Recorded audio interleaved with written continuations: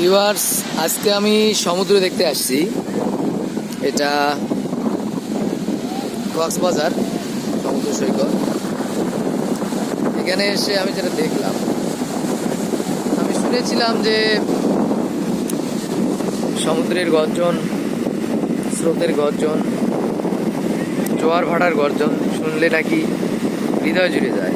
আসলেই নিতান্তই সঠিক বলেছেন আমাকে যিনি বলেছিলেন।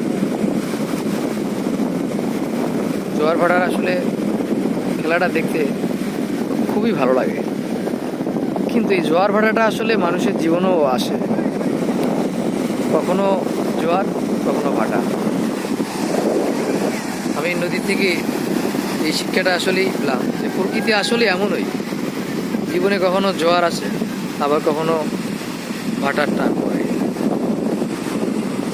সমুদ্রের পানি একবার ফুলে ওঠে, ফুলে ফেপে ওঠে, জোয়ারেও নিয়ে আসে।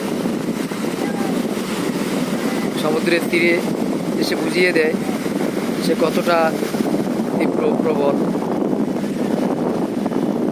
আবার ভাটির টানে বললে সে বুঝিয়ে দেয় সে কতটা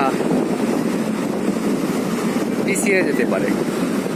যে দেখছেন, আমার পায়ের কাছে পর্যন্ত চলে আসছে, আবার চলে যাচ্ছে। দেখেন এই যে কতদূর পর্যন্ত চলে আসছে। এখন এরপরের যে ঢেউটা আসতেছে, এই জোয়ার ভাটাটা আরো অনেক বেশি। দেখেন ভিউয়ার্স, আপনাদেরকে জাস্ট দেখাতে চাচ্ছি আমি, দেখলে বুঝতে পারবেন কতটা সিরিয়াস। তাই প্রত্যেক মানুষকে চিন্তা করতে হবে যে তার নিজের জীবনেও এরকম জোয়ার ভাটা আসতে পারে। তাই দেখ এই ঢেউটা কতটুকু অগ্রসর হতে পারে,